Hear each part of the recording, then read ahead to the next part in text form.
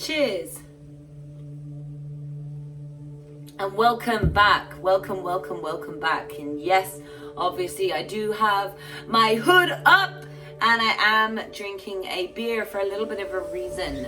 Number one is because it's cozy and I enjoy a beer every so often.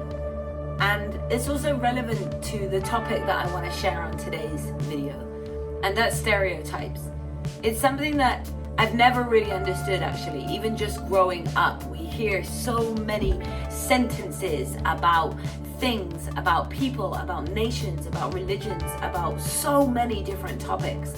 And we start to believe this about everything or everyone.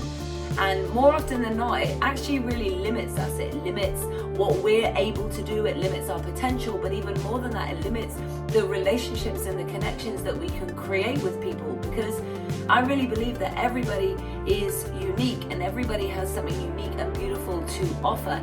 And yet at the same time, everything is energy. Everything is energy. So we are all energy. Everybody is energy. So we are all the same. We are all one, and yet we are all totally different and totally unique at the same time, if we can kind of wrap our heads around that. But what we seem to do in this society, especially over here in the UK, is we seem to box and label and stereotype certain, well, all sorts of different things. I gave certain examples everywhere, and you guys all know different stereotypes yourself.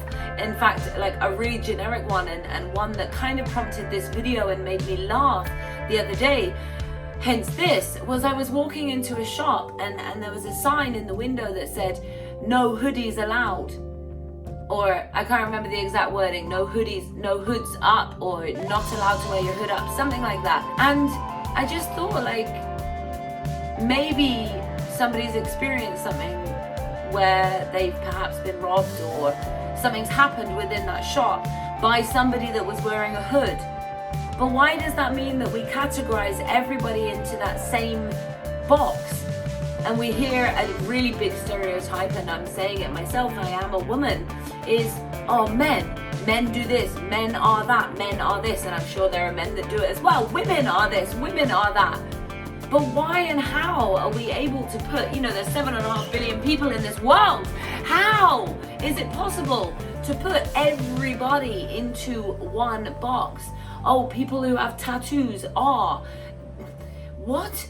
Oh, this color of skin. And I need to be really careful how I word this and say it, even on this video, because sadly it can get so taken out of context, and so quickly people derive their meaning and their context from what they are seeing in front of them. Yet so much hasn't been established or hasn't been thought of.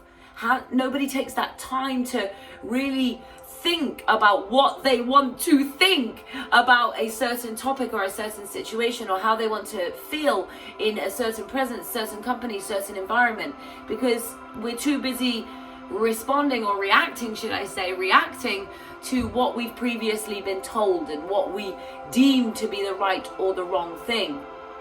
Now I want to challenge this a little bit, because everything we know is everything that we've been told, or everything that we've experienced maybe 1 or 2 times. But how many of you have tried something once, tried something twice, maybe 3 or 4 times, and it changes how you feel about it? You start to enjoy it more, or maybe you start to enjoy it less. It varies.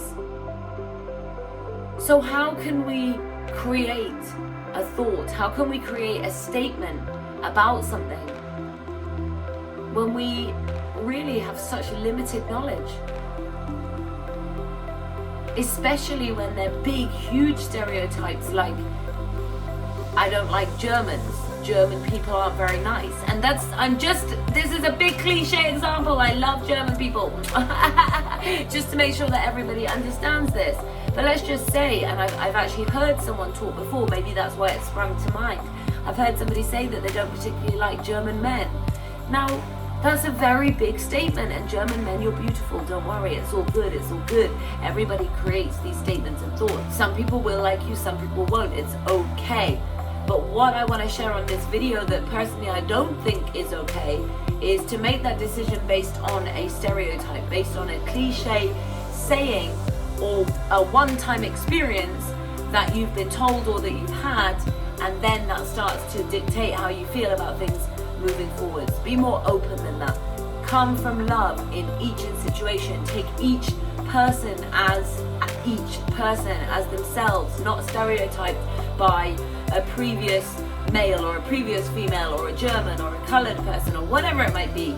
Or maybe, just to bring it down to a really easy example, once upon a time you went to a restaurant and you didn't have a very nice meal. Instead of just banishing that restaurant and thinking it's never any good, go back, try it again, see. Maybe, just maybe it is no good and you should say thank you but no thank you. Or maybe, just maybe they had an off night. There was a varying factor that made a difference.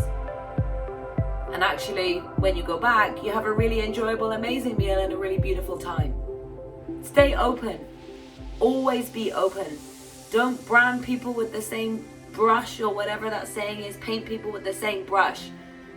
Take each person individually, give each person space, time, give everything that opportunity, experience more than once, so that you can create more of an understanding, more of a knowledge to be able to share. Don't just pass on cliche statements, and don't make super strong opinions based on one or two experiences, because we start to limit ourselves and others so much by doing this.